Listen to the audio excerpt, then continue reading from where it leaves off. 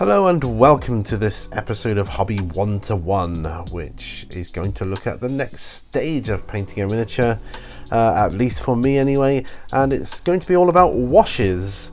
Now, as you can see, we're going to use this model that was used in the last Hobby 1-to-1, which was all about base coating.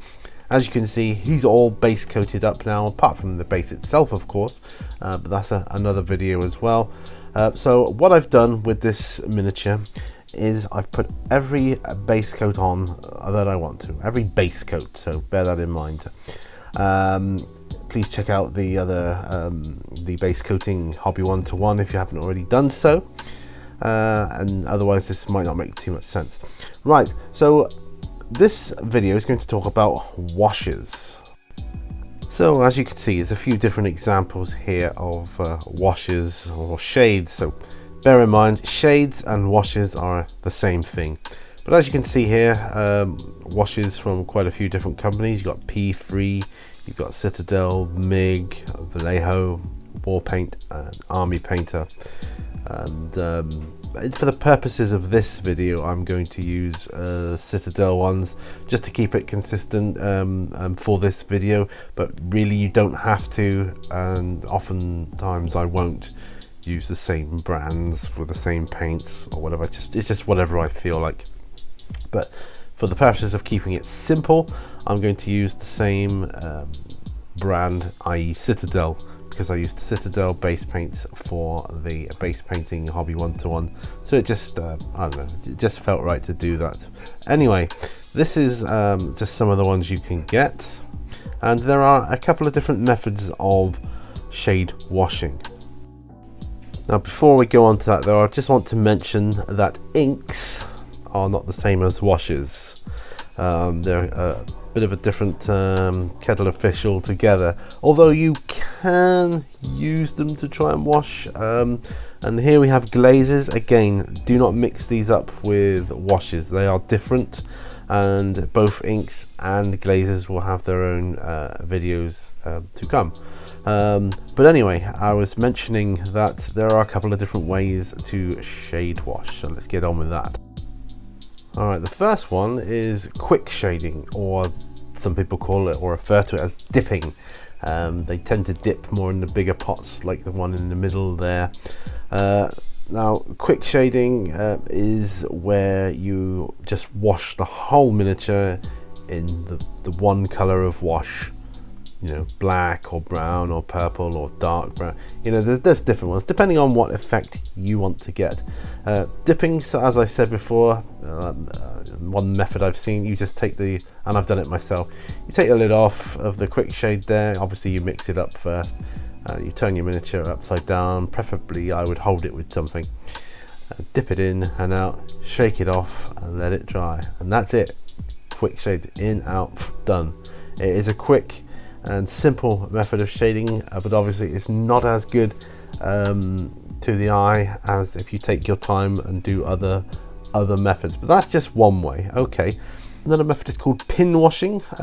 This is where you wash just the recesses only, and for that purpose it's best to use a dark color like Null Oil. So as you can see, I'm just going in the recesses, and it just draws right to there, and essentially it saves you a stage of cleanup or highlighting later on, and it draws your eye to those darker areas, or areas you know, where you want the light to be more in shadow.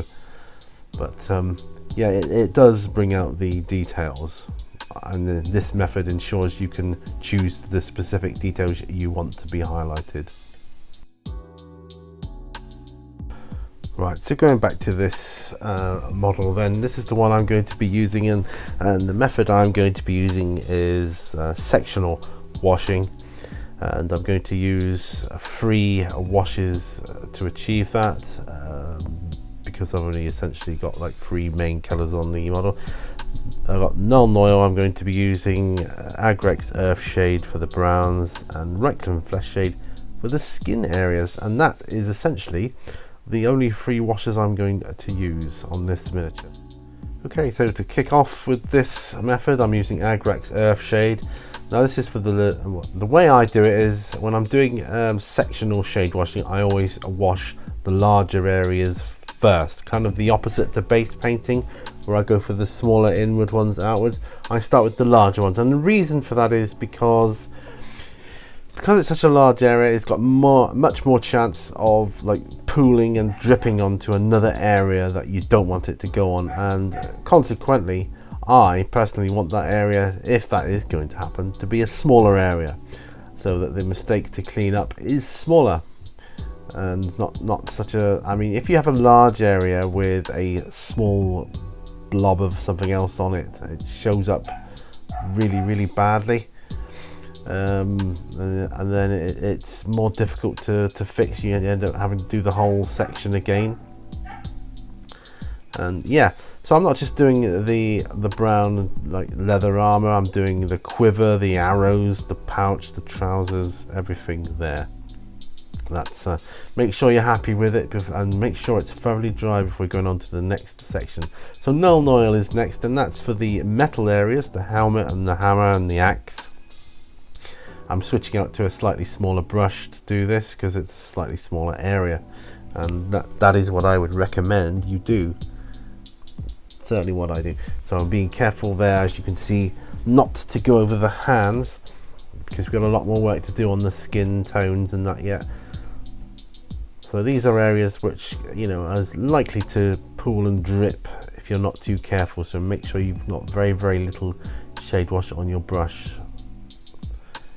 And the helmet, once you put it on, just make sure you move it around as you want it to look, to dry. And if there's too much, just dab off your brush and then go back, and then the bristles will soak up any excess.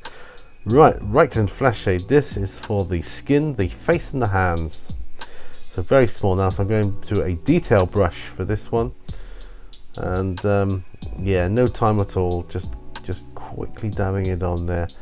Give a little bit of definition in between the knuckles and the fingers. And there you go. And there's some pictures to finish off. So we've finished our stage 2 now, and yeah, and that's how he's looking at this point. So the next one we'll be looking at highlights, our first stage of highlighting. So this is typically what I do, though the base coating and the shade washing I always do first. So next I'll be looking at highlights and later dry brushing as well. So thanks very much for joining me on this episode of Hobby 1-to-1. It's been a blast. Hopefully it's been of some use to you. It is aimed at beginners, and yeah, I'll see you on the next video. Remember, all brushes lead to war, folks, and bye for now. Bye bye.